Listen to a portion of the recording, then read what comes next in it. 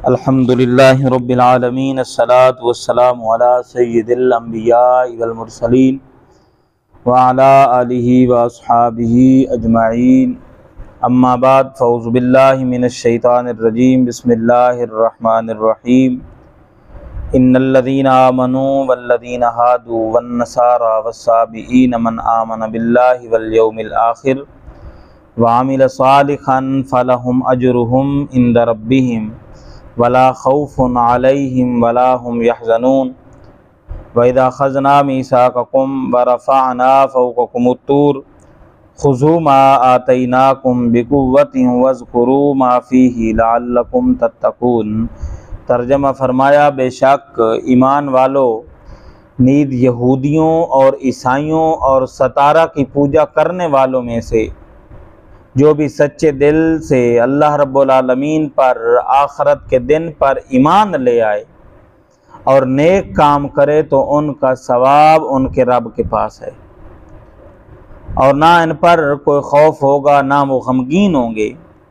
और याद करो जब हमने तुमसे अहद लिया और तुम्हारे सिरों पर तूर पहाड़ को मुअल्लक कर दिया और कहा कि मजबूती से इसे थाम लो और इस किताब को जो हमने तुम्हें अता की है और जो कुछ इसमें बयान किया गया है इसे याद करो और इस उम्मीद पर कि तुम परहेज़गार बन जाओ। सामीन ज़ियत शम फरमाया, वइज़ा अख़ज़ना मीसाक़कुम, और याद करो जब हमने तुमसे अहद लिया।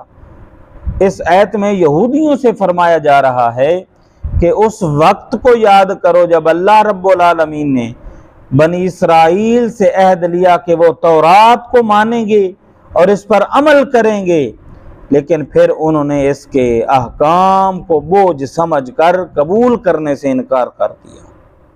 हालांकि उन्होंने खुद बड़ी इल्तिजा की थी। हज़रत सय्यदना मूसा अला नबीना व अलैहिस्सलातु वस्सलाम से कि ऐसी आसमानी किताब की दरख्वास्त की थी जिसमें कवानीन शरीयत और आईन इबादत मुफस्सल मज़कूर हो। तो हज़रत मूसा अलैहिस्सलातु वस्सलाम ने उनसे बार बार इसके कबूल करने और इस पर अमल करने का अहद लिया था और जब वो किताब अता हुई तो उन्होंने इसे कबूल करने से इनकार कर दिया और अहद को पूरा ना किया। जब बनी इसराइल ने अल्लाह रब्बुल आलमीन से किया हुआ अहद तोड़ा तो हज़रत जिब्रील अमीन अलैहिस्सलातु वस्सलाम ने अल्लाह रब्बुल आलमीन के हुक्म से तूर पहाड़ को उठाकर उनके सरों के ऊपर हुआ और मुअल्लक कर, हवा में मुअल्लक कर दिया। और हज़रत मूसा अलैहिस्सलातु वस्सलाम ने उनसे फरमाया, तुम या तो अहद कबूल कर लो वरना पहाड़ तुम पर गिरा दिया जाएगा और तुम कुचल डाले जाओगे।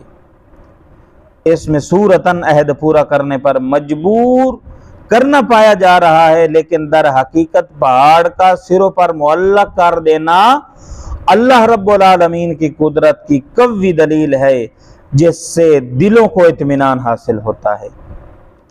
बेशक अल्लाह रब्बुल हज़रत सय्यदना मूसा अलैहिस्सलातु वस्सलाम अल्लाह रब्बुल आलमीन के रसूल हैं और इनकी अतात अल्लाह रब्बुल आलमीन को मतलूब है और ये इत्मीनान इनको मानने और अहद पूरा करने का असल सबब है। सामीन याद रहे कि जब दीन कबूल करने पर जबर नहीं किया जा सकता, अलबत्ता दीन कबूल करने के बाद उसके अहकाम पर अमल करने पर मजबूर किया जाएगा। उसकी मिसाल यूं समझें कि किसी को अपने मुल्क में आने पर हुकूमत मजबूर नहीं कर सकती, लेकिन जब कोई मुल्क में आ जाए तो हुकूमत उसे कानून पर अमल करने पर ज़रूर मजबूर करेगी। हज़रत अल्लामा इस्माइल हक़ी रहमतुल्लाह अलैह फरमाते हैं कि अल्लाह रब्बुल आलमीन की किताबों से मकसूद उनके तकाज़ों के मुताबिक अमल करना है, ना फ़कत ज़ुबान से बिल तरतीब इनकी तिलावत करना है। इसकी मिसाल यह है कि जब कोई बादशाह अपनी सल्तनत के किसी हुक्मरान की तरफ कोई ख़त भेजे और इसमें हुक्म दे कि फुला फुला शहर में इसके लिए एक महल तामीर कर दिया जाए, और जब वो ख़त उस हुक्मरान तक पहुँचे तो वो उसमें दिए गए हुक्म के मुताबिक महल तामीर ना करे, अलबत्ता इस ख़त को रोज़ाना पढ़ता रहे तो जब बादशाह वहां पहुंचेगा और माल ना पाएगा तो जाहिर है कि वह हुक्मरान इन अताब बल्कि सजा का मुस्तहिक होगा, क्योंकि उसने बादशाह का हुक्म पढ़ने के बावजूद उस पर अमल नहीं किया। तो कुरान पाक भी इस खत की तरह है जिसमें अल्लाह रब्बुल आलमीन ने अपने बंदों को हुक्म दिया कि वो दीन के अरकान जैसे नमाज और रोज़ा वगैरह की तामीर करे और बंदे फ़कत कुरान पाक की तिलावत करते रहें और अल्लाह रब्बुल आलमीन के हुक्म पर अमल ना करे। तो इनका फ़कत कुरान पाक की तिलावत करते रहना हकीकी तौर पर फ़ायदेमंद नहीं है। तो सामीन, अल्लाह रब्बुल आलमीन दी बारगाह दी दुआ है कि अल्लाह ताला अमल दी तौफीक अता फरमाए।